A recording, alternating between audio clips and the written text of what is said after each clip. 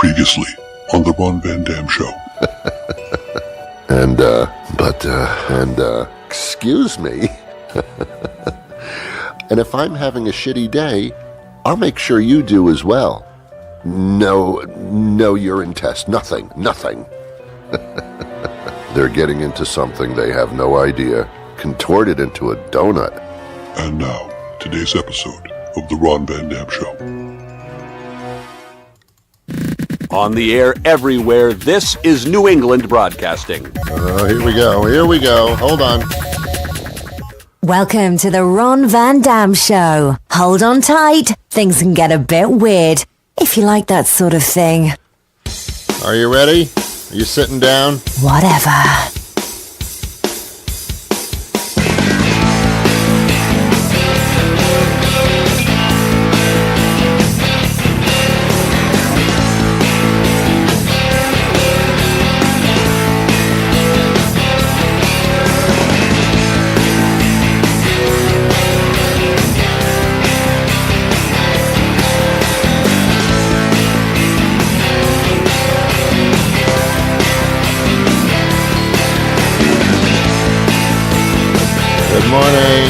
Good morning, good afternoon, good evening, good night. It's the Ron Van Dam Show.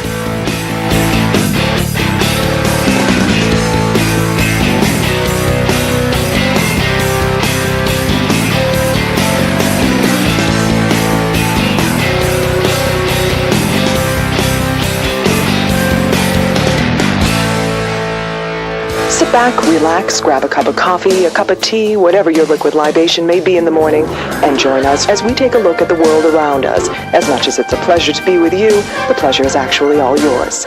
And now, here's your host, Ron Van Dam. Thank you, Hooli. Welcome to the program. How are you today? Relax, take it easy, stop it, just calm down. You're acting ridiculous. Just take it easy. My God. What's with you today? What is with you? You're out of control. How are you? Oh, man. I am facing next week one of life's worst pleasures, which doesn't make it a pleasure at all. And that's going to the dentist. I've talked about this before on the show because it is one of my pet peeves. I have a dog and a pet peeve. I have great disdain for dentists and their entire staffs. I wish they didn't exist. I have teeth, and I guess every once in a while I'm supposed to visit the Tooth Center of America so that these people can put their kids through college with my money. I think that's pretty much what it is. As I've said before, I get a call from the dentist about every 6 months. And basically they say, hi, this is a dentist calling. We haven't received any money from you in a while. It's time to come in for us to look at your teeth and suggest how many ways you can pay us for mouth problems. It's one of the few industries where they call you up and say, I haven't received much of your money lately. Let's come in here for an exam. Every time I go to the dentist's office, on my way up, I feel like I'm going to a gas chamber or something. I feel horrible. I feel like anything can happen and probably will. I walk into the office and there's this lady sitting behind a large piece of glass. For some reason, she feels like she must protect herself from me somehow. She can't just sit at a desk. She must be placed behind a large sheet of glass so that I can't touch her. She can't touch me, although that will change later on. And she says to me, yes, your name, and I tell her my name, and she still looks perplexed. I mean, it's like she sees me every 6 months, but she always looks perplexed. You figure by now, when I walk in there, you go, Ron, how you doing? How are your teeth? How's everything? My God, it's been 6 months. How's the family? Everything good? You eating well? You look like you lost a little weight. But it's not like that. I walk in, your name, please? My name? I come in here all the time. I practically support your entire practice. And we go through this insurance thing, and again, everybody in this dentist's office, I look at them with seething hatred, and they look at me back with seething hatred. It's a horrible relationship. It's someone should get therapy. We seethingly hate each other. I'm concerned about what they're going to do to me. I don't know what their problem is. So finally they call my name after about 17 hours. And I walk in there, and every dentist and every oral hygienist has bad breath. I think it's a requirement. I think they make you smell bad just to intimidate your patients.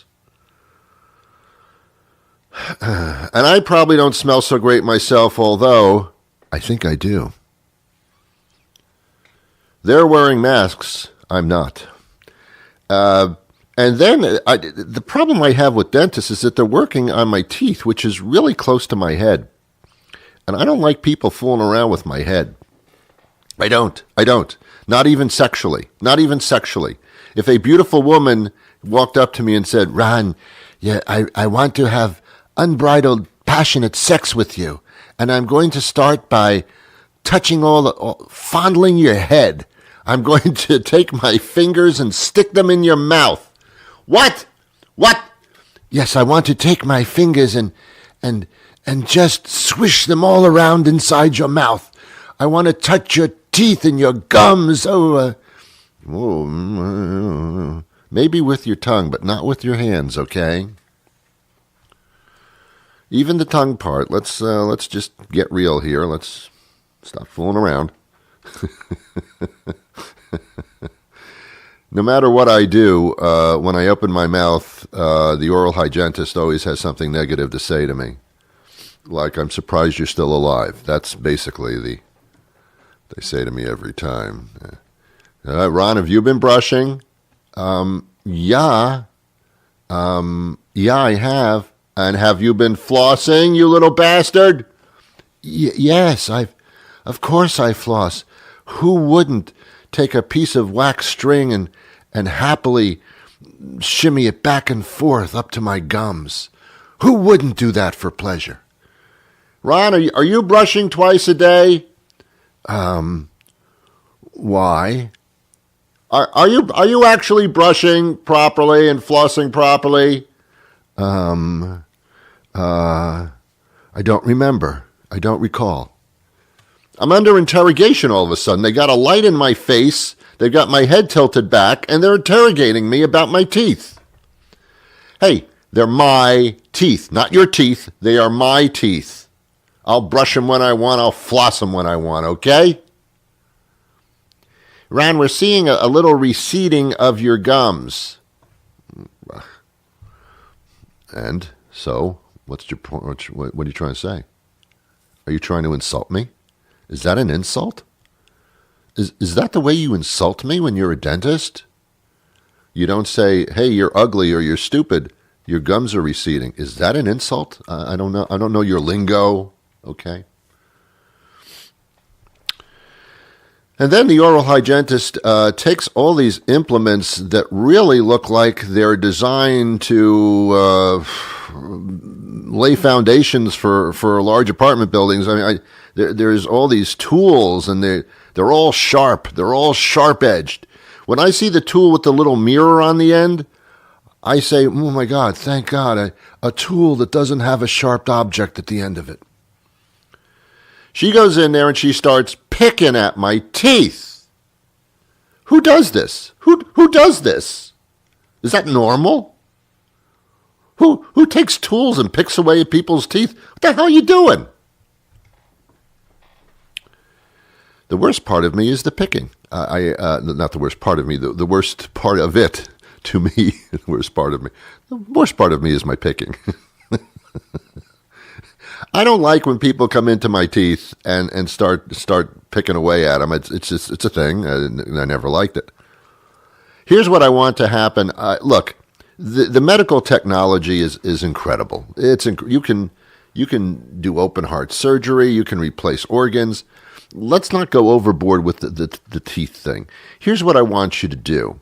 I don't want Novocaine shot into my gums. That's a little invasive as well. I don't want you sticking needles in my... Stop with the sharp objects in my mouth, okay? Stop that.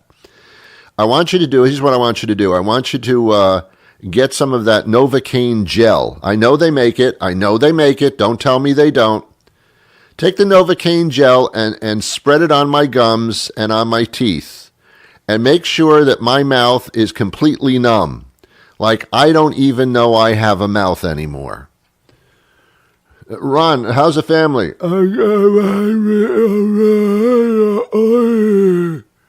Oh, I'm sorry to hear that. Somehow they have the ability to understand when you can't talk. I don't know how they do that. It's like a language they've picked up. Ron, how's everything going? How's the wife?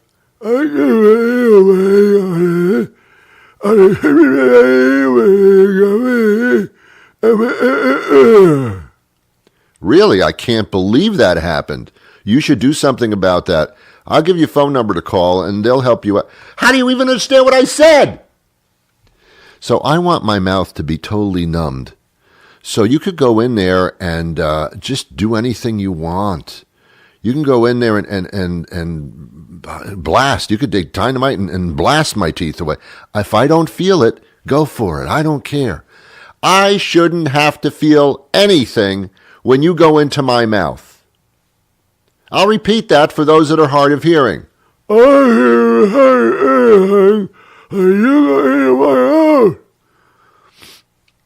You shouldn't. I shouldn't be feeling any pain in a dentist's office at all, except for the bill. That's painful too.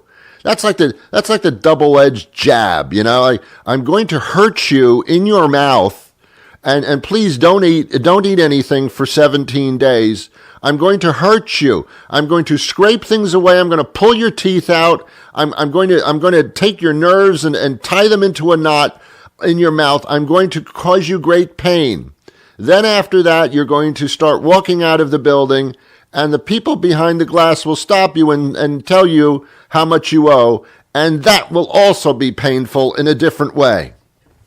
A pain in my wallet, a pain in my mouth, a pain in my ass. Why does this have to be so difficult? There's a company called Gentle Dental. It rhymes, it's cute, I wonder if it's true. I'll go there in a minute if that's really the case. Yes, we're dental people, and we're very gentle. Yeah, you are. You're all gentle. Gentle how? Gentle how? How about painless dental? How about that? I'll go there. I'll make an appointment right now. I'll stop the show and call and make an appointment. How about painless dental? I know you've got the technology to do that. I don't want to feel a thing.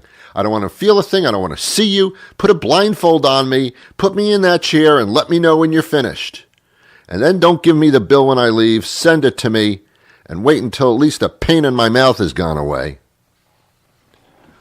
I have a great problem with dental stuff.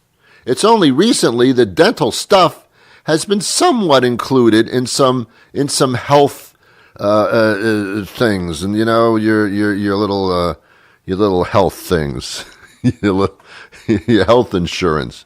Most people, it's not covered. You got health insurance, you're supposed to keep your body healthy. That includes your teeth, but somehow that's extra coverage. You have to pay for that extra. Why? My mouth is part of my body.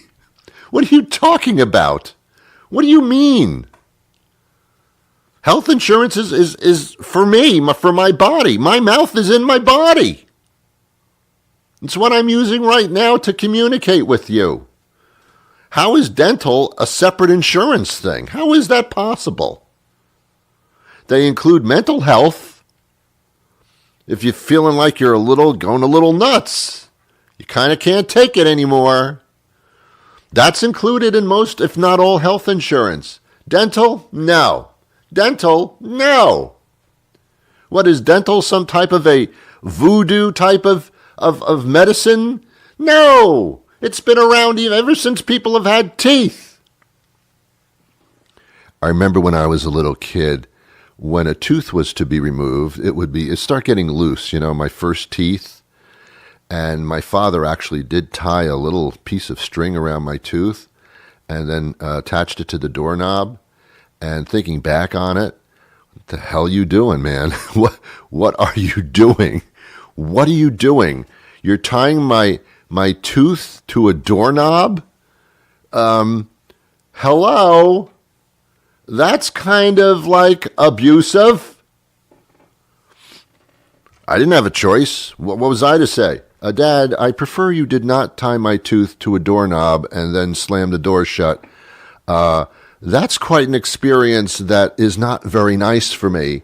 I would ask you please to take me to the dentist instead, or please don't do that.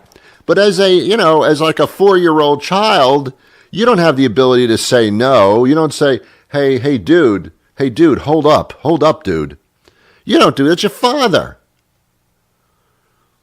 He could tie anything he wants to the doorknob. I don't have a thing to say about it. Anyway, so as you can tell, I don't love dentists.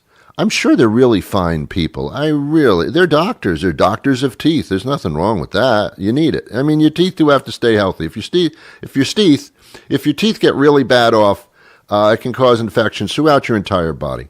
So it's important. It should be covered by all health insurance, but it's not, and I don't know why, and I can't even figure out why not. It makes no sense whatsoever.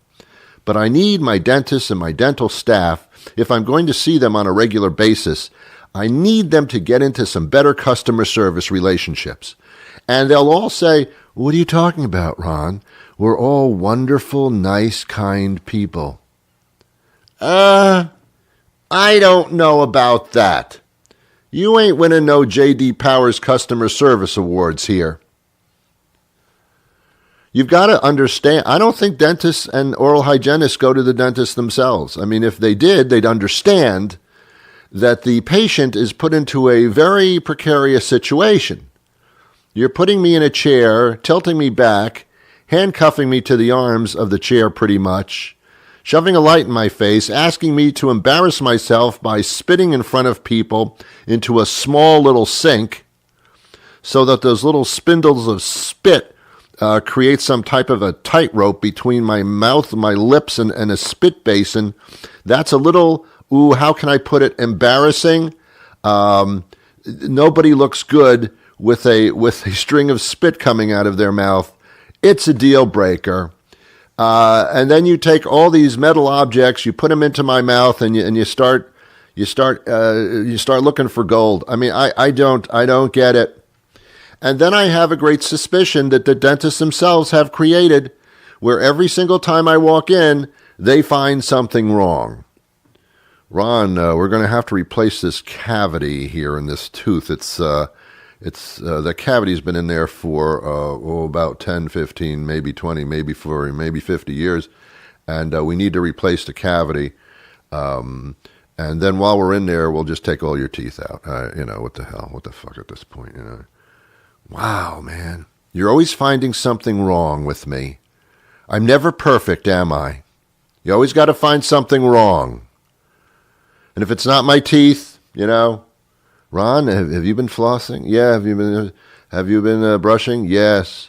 Well, your teeth look good, but to be honest with you, you got to change those pants. They're disgusting. How long have you worn those pants without sending them to the laundry or something, or washing them? I mean, my God, you're always finding something wrong with me. Always something wrong. I don't know. I don't get it. Would I ever want to be a dentist? No, I ain't putting my hands in other people's mouths. My God, I'm not doing that. There's no amount of money in the world where I would do that. Gynecologist, I consider that. But putting my hands in people's mouths? No. You've got another thing coming. I don't know what it is that you've got coming, but it's another thing. First, they put jalapenos on your hamburger, but that wasn't hot enough. Then came habaneros, but still, that wasn't hot enough. Next came the ghost pepper, and still that was not hot enough for you. Well, buckle up, tough guy, because Burger Guy thinks you're not man enough to handle the heat of our new, sweet, flaming mother of heaven. What the fuck did you assholes do to my hamburger burger? Featuring 2 of Burger Guy's signature paper-thin patties topped with an experimental hot sauce made from a concentrated hot pepper extract that has only been approved for military use by North Korea. This burger will burn a hole through every inch of your intestines and then slap your mama on its way out for good measure. This burger is so hot they wouldn't let us test it on prisoners. Death row prisoners. But for a limited time, you can try your luck at your local Burger Guy. If you're not a complete pussy. All purchases of the sweet flaming mother of heaven, what the f*** did you assholes do to my hamburger burger, must be pre-approved by a certified attorney at law with proper notification of next of kin. Sweet flaming mother of heaven, what the f*** did you assholes do to my hamburger burger must not be consumed within 500 yards of schools or within 1,000 yards of open flame. All Burger Guy franchisees reserve the right to ignore cries for mercy or requests for immediate medical attention. Wow. Wow. As you know, about a year ago, Puerto Rico was devastated by Hurricane Maria, but that wasn't the first hurricane in the chain. They had already been grazed by a hurricane just like weeks before. And then Hurricane Maria comes at full force and devastates the entire island, which, as Trump has pointed out, this particular island is surrounded by water. That was a year ago, and it's not as bad as it was, but it's horrible. There are thousands upon thousands of residents with blue tarps still over their houses, still no power. Granted, the island was not in the best shape before the hurricane hit, but also other hurricanes hit Texas and Florida and other parts of the country where relief was immediate. To Puerto Rico, because it was an island, this one surrounded by water, it was not to the rescue immediely. FEMA says that they did an outstanding job. The president says that was actually a feather in his cap, they've been rated A+. To this day, as you know, the death toll continues to rise from that, not because of old age, but because of Hurricane Maria. FEMA supplies were delivered late and not distributed. FEMA did a horrible job. They took care of the states, the mainland, before they did Puerto Rico. There becomes a question, I don't know if it's valid or not, as to whether some people even consider Puerto Rico to be part of this country. But there are people who live there, and there are people who fight and die for this country, and Haiti isn't even a part of us, and we had ships, and that was an island too, surrounded by water, oddly enough. The relief effort there was incredibly mastered. Granted, this time around, we had other relief efforts that we were dealing with from the same storm or storms that had occurred almost simultaneously. But the relief effort there was sucky, and there's no two ways around it. We're going to speak to a direct relief organization that is still in Puerto Rico, obviously, still trying to do the best they can. This effort will go on. We'll be talking about this next year as well, probably on the same level. It is a shameful situation, although, again, I do understand there were many, many relief situations taking in this hemisphere. Yeah, the storms are getting more intense, and we better start realizing that and getting on board again with doing something with the environment to at least stop or at least freeze the intensity of these storms. But it's going to cost. We're going to have to dispense people to areas quickly and efficiently. And we're dealing with that now with North Carolina, obviously. So, kids, I mean, it's just, it's not a feather in the cap. It's not a feather in the cap. And for Trump to walk around saying we did an incredible job is so Trump-like pathetic that it just falls into place with his mouth. If any dentist has any patriotism, that dentist should cement Trump's mouth closed permanently for good. Of course, before he goes off to jail eventually. Okay, let's talk to our guest about relief efforts in Puerto Rico. Hello. Hello, how are you? Good, thanks. How you doing? Great. Thomas Tighe, is it Tighe? Is that the proper pronunciation? Tighe. Tighe. Yeah, Tighe. All right. I could go either way. I went the wrong way. Thomas Tighe joins us. He's the president and CEO of Direct Relief. Thanks for being with us today. It's the 1 year, well, I hate to use the word anniversary because that doesn't sound good, but it's been 1 year since Hurricane Maria, which devastated many parts of the country, but Puerto Rico especially, and we're still talking about that because of our friendly president who doesn't want to let things go and makes things worse than they are. But here we are. Let's take a look back as far as what happened a year ago. What was your experience during and after Hurricane Maria? Well, first of all, thank you so much, Ron, for having me on and continue to care about Puerto Rico. Really, a year ago, it was eerily similar to how things are today with respect to North Carolina. Yeah. Direct Relief had been working in Puerto Rico for the prior 10 years, working with the nonprofit community health centers that even on a good day need help, getting their patients medications that they can't afford.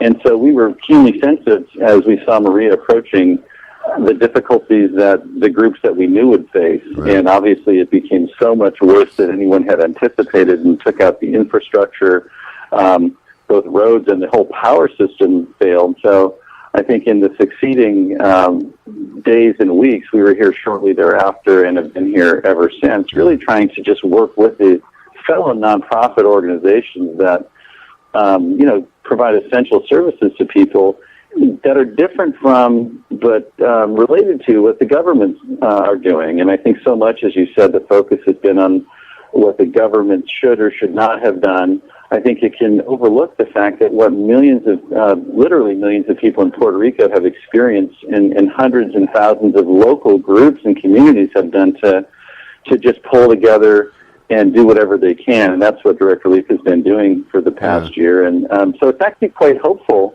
if you work with the people who are deeply committed. They're less concerned about who to point fingers at, what happened a year ago, and much more interested in seeing how they can get together and go forward and make things better.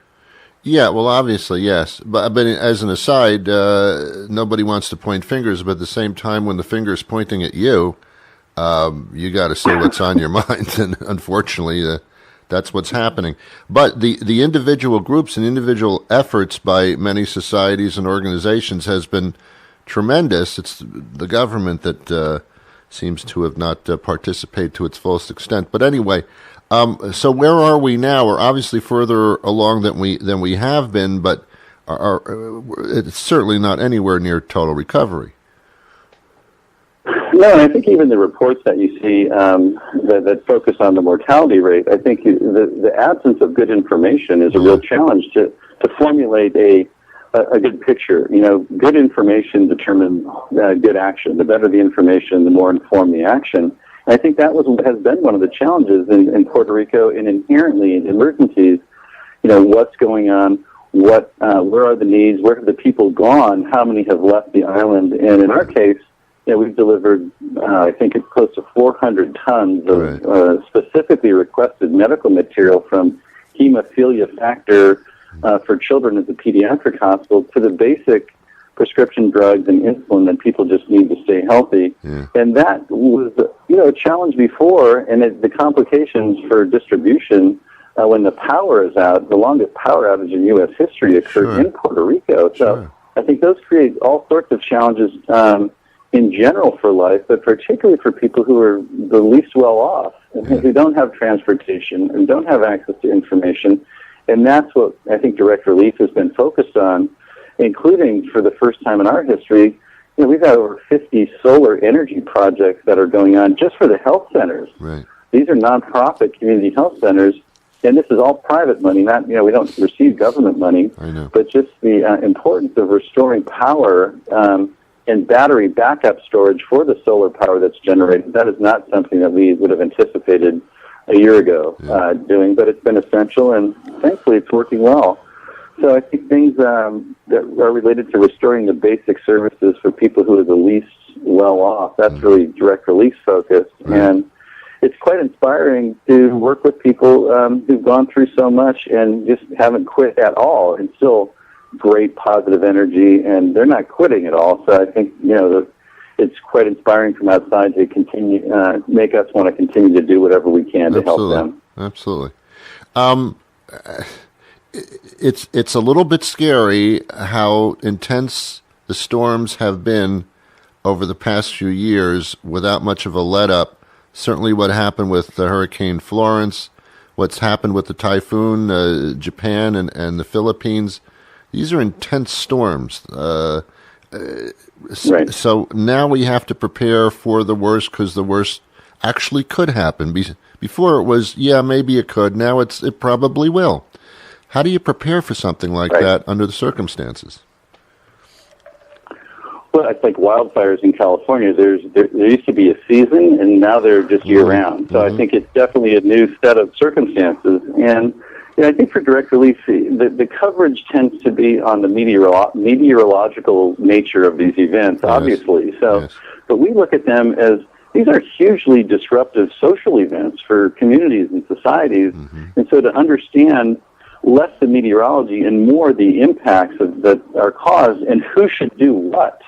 I think the governments obviously have to, they play a critical role with respect to the critical infrastructure, but the delivery of services is not something that the government does every day. They don't deliver health services to everybody directly. That is done through not private individuals and nonprofit organizations, but to really, and we're focused on the health situation, the nonprofit health system that serves people who are the least advantaged. So it's been an ongoing effort for us to be more prepared, to have protocols and redundant systems for things like communications and satellite zones, because the nonprofit community health centers, whether they're in Texas or California or Puerto Rico or North Carolina, they are the safety net, and people do not necessarily see them as first responders, and they're not, but they are definitely first receivers. After you see people rescued, what happens next? And I think what happens is that they are plugged into the local community that's going to care for them, and that's what we're trying to mobilize resources and connect them to the local groups where the rubber hits the road. Maybe less dramatic than the rescues, but essential for the care over time, and that's certainly been the case in Puerto Rico, where 66 of these nonprofits that take care of 10% of residents on the island of Puerto Rico have not let up one day over the past year, just doing everything they can for their patients. Well, that's where the government leaves, and your organizations and such like it take over. That's why a death toll goes up well after the actual incident, well after it. So yes, I mean it's crucial. How do we get more information, and how can we help? Well, I think, first of all, just the fact that you invited me to be on it, I really appreciate. I cannot thank you enough, because I think for people in Puerto Rico, the worst thing in life is to think that no one gives a crap about you. And so I think the fact that if people care and express that concern, whether it's on social media or with their elected representatives or doing whatever that means something. It's different than just a government pronouncement. And so I think if people are interested to continue to cover, sometimes it sounds trite, but even giving an encouraging like on social media to something good that's happening in Puerto Rico, and look for good Puerto Rican groups. And directly posted its one-year report about our activities over the past year, and on it is listed all sorts of dozens of great Puerto Rico locally run organizations that it's a privilege for us to work with, but people don't have to come through direct relief to work directly with them, and it means so much. So I think stay engaged, stay informed, and keep sending those that positive sense of support to Puerto Rico, and that means a lot and helps a lot, I think. I've always said that you can understand the human condition if you turn everything around as if this had happened to you. That's how you best understand other people's circumstances. And if you put yourself in the scenario of being in Puerto Rico at that time, what would you want for help? What would you want to have done for you as an aftermath? And that usually answers the question. Exactly. I couldn't have said it better. I think it's always local. It's we cover it nationally because they're big events, but at the end of the day, it's not only always local; it's also always personal to the person who's in it. It's just as you said, Ron. So, thank you so much. I can't thank you enough. Well, it's good talking to you, Thomas. Thank you so much, and the best to you. Okay. Thank you, Ron. Take care. Goodbye. There you have it. Sad but true. I'll be back again with a brand new show the next weekday that rolls around. I hope you join me then. You've been wonderful. You'll be wonderful. Look in your mail for a little gift from me. You'll never see it because I didn't send it, but nonetheless, have fun looking. And have yourselves a wonderful day. I do wish you peace. Goodbye. Go forth and multiply.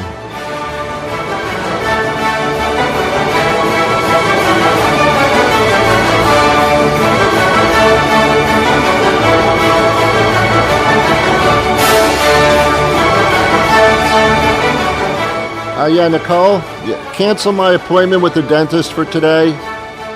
No, tell him I'll call him back. I'll call back when I'm ready. Yeah, just cancel it. Cancel it, please. I don't want to go. I don't want to go.